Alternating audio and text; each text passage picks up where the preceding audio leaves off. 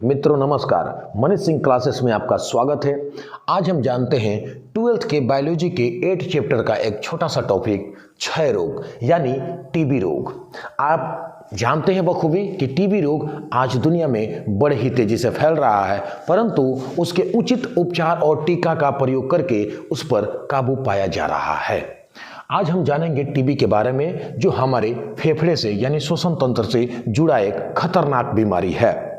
और यह जो होता है, यह इसका रोग कारक होता है वह माइकोबैक्टीरियम ट्यूबरकुलोसिस होता है, जिसको आप देख सकते हैं। यह है माइकोबैक्टीरियम ट्यूबरकुलोसिस, आप देख सकते हैं। इसी के कारण हमें टीबी रोग होता है। और यह जो है हमारे हड्डियों में, लसिका ग्रंथियों में और फेफड़े में, श्वसन अंग में, श्वसन नली में फैल करके हमारे इस अंगों को प्रभावित करता है, कुप्रभावित करता है और इसे क्षतिग्रस्त कर देता है। तो जैसा कि आप देख रहे हैं, टीबी प्रत्येक विषय वस्तु पर ध्यान देंगे। टीबी से जुड़े हुए ट्यूबरकुलोसिस को साधारणतः क्षय रोग भी कहा जाता है, इसे टीबी भी कहा जाता है ना। और यह जो है माइकोबैक्टीरियम ट्यूबरकुलोसिस के द्वारा होता है और यह ट्यूबरकुलिन नामक विष स्रावित करता है और वही विष हमें बीमार करता है। वह जो ट्यूबरकुलिन नामक जो विष होता है, वह विष हमारे फेफड़े में या जिस अंग में भी टीबी हुआ है उस अंग में फैल करके उस अंग को क्षतिग्रस्त कर देता है, कमजोर कर देता है, तोड़ देता है। वह क्षय करता है यानी तोड़ता है, इसीलिए तो इसे क्षय रोग कहा जाता है। आप ये भी देखिए कि यह एक विशेष प्रकार का संक्रामक रोग है, इसलिए रोगी के कफ और खांसी के संसर्ग में आने से स्वस्थ व्यक्ति भी इस रोग का शिकार हो जाता है। यानी जिस व्यक्ति को टीबी है उससे दूसरे अन्य स्वस्थ व्यक्तियों को दूरी बनाकर रखना चाहिए और उनके कफ से, उनके खांसी के छींटों से दूर रहना चाहिए। उससे भी अगले व्यक्ति को टीबी की बीमारी हो सकती है।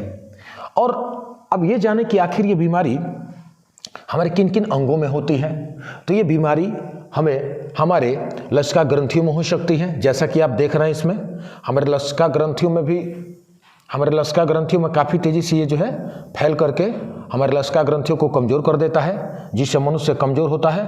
और जब तेज़ी से या किसी भी अंग में तेज़ी से अगर ये टीबी अगर संक्रमित हो जाता है तो व्यक्ति को अंतोगत्वा मरना पड़ता है। अगर जल्दी इसे ध्यान न दिया गया, अच्छे डॉक्टर से उपचार नहीं कराया गया, तो हड्डियों में भी हमारे टीबी हो जाता है, हमारे फेफड़े में भी टीबी हो जाता है और हमारे श्वास नली में भी टीबी हो जाता है। जैसा कि आप यहाँ से देख सकते हैं श्वास नली को, ये श्वास नली है, इसमें भी जो है ना कि टीबी हो जाता है। या फिर ये जो आपका फेफड़ा है, फेफड़े को भी हमने दिखाया था, एक बार फिर से देख लें। इस फेफड़े में टीबी के जो बैक्टीरिया माइकोबैक्टीरियम ट्यूबरकुलोसिस है, यह इसे भी क्षतिग्रस्त कर देता है और फेफड़ा जैसे ही क्षतिग्रस्त होगा मनुष्य अपना जीवन खो बैठेगा। हड्डियों में भी अगर टीबी होता है तो मनुष्य को अपना जीवन खो बैठना पड़ेगा। अब जानते हैं कि जब मनुष्य को टीबी हो जाता है तो कौन कौन से लक्षण दिखाई पड़ते हैं हमारे शरीर में। तो एक तो पहला आप देख सकते हैं कि अगर किसी व्यक्ति को टीबी हो जाएगा तो उसे खांसी रहेगा, खांसी आएगा बार बार, और खांसी के साथ साथ बलगम जो निकलता है उस बलगम में ब्लड भी आ जाएगा। तो समझ जाइए, ब्लड अगर बलगम के साथ आ गया तो उस व्यक्ति को टीबी है। उसे जल्द ही किसी अच्छे डॉक्टर से संपर्क करना चाहिए। रात को सोते वक्त पसीना ज़्यादा आता है, चाहे स्त्री हो या पुरुष हो, सोते वक्त रात को पसीना ज़्यादा आएगा, वह टीबी का लक्षण है। और दूसरा कि भूख कम लगेगी। आपके सामने खाना का थाली परोसा हुआ है, देख करके आपके मुंह में पानी नहीं आना चाहिए। अगर आप टीबी के रोगी हैं तो आपको तो ये देख करके भी भूख नहीं जगेगा, क्योंकि आपको ऑलरेडी माइकोबैक्टीरियम ट्यूबरकुलोसिस खा रहा है, तो आप कहाँ से खाना खाओगे, आपको भूख कम लगेगी। अगर ऐसे हैं तो, अगर आप स्वस्थ हैं तो खूब खाइए। अभी आपको मेरे तरफ से ये है, खा लीजिए। खैर, और एक देख लिए कि खांसी, इसका लक्षण खांसी, रात को पसीना आना, भूख कम लगना, इसीलिए हमने खाना को दिखा दिया है, और बुखार। साधारणतः जो रोगी है वह बुखार से ग्रस्त रहेगा, अक्सर उसे हर 2-4 दिन पर या अक्सर उसे हरदम बुखार रहेगा। तो ये रहा टीबी का लक्षण। हमें उम्मीद है कि आप बहुत अच्छे से समझ रहे होंगे। किसी भी प्रकार की समस्या होगी तो आप कमेंट बॉक्स में लिख दीजिएगा। वीडियो अच्छा लगे तो लाइक कमेंट कीजिएगा, शेयर कीजिएगा, और आपको लगे कि आपको हमसे बायोलॉजी पढ़ना चाहिए तो आप हमारे चैनल को सब्सक्राइब कर लीजिएगा। अब हम जानते हैं कि इससे बचने के उपाय क्या है। यह जो खतरनाक बीमारी, इस खतरनाक बीमारी से हम कैसे बचेंगे।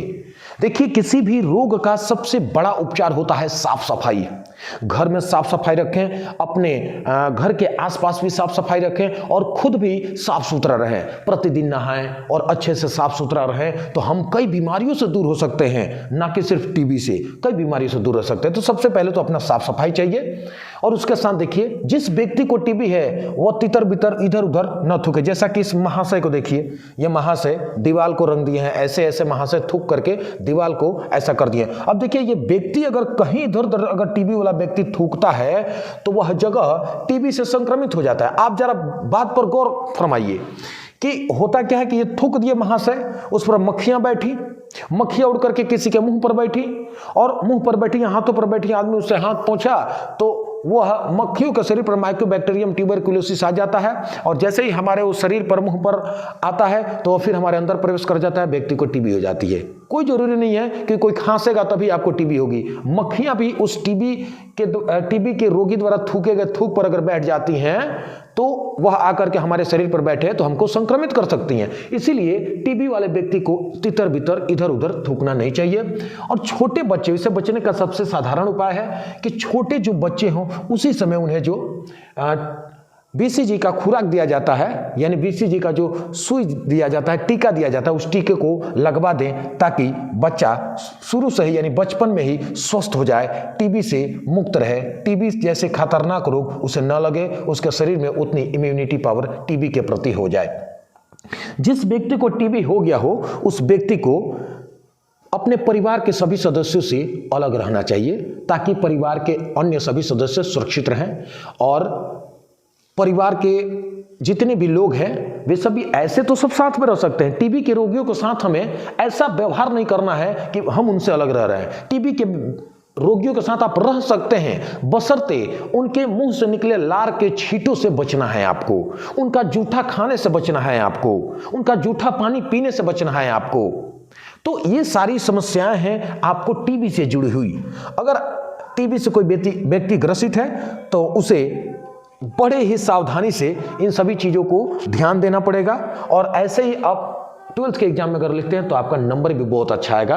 आप 12th के बायोलॉजी के एग्जाम में बढ़िया स्कोर कर सकते हैं। और भी बहुत सारे जो है कि बीमारी है उसे हम अगले वीडियो में बताएंगे। तब तक के लिए बहुत बहुत धन्यवाद। नमस्कार।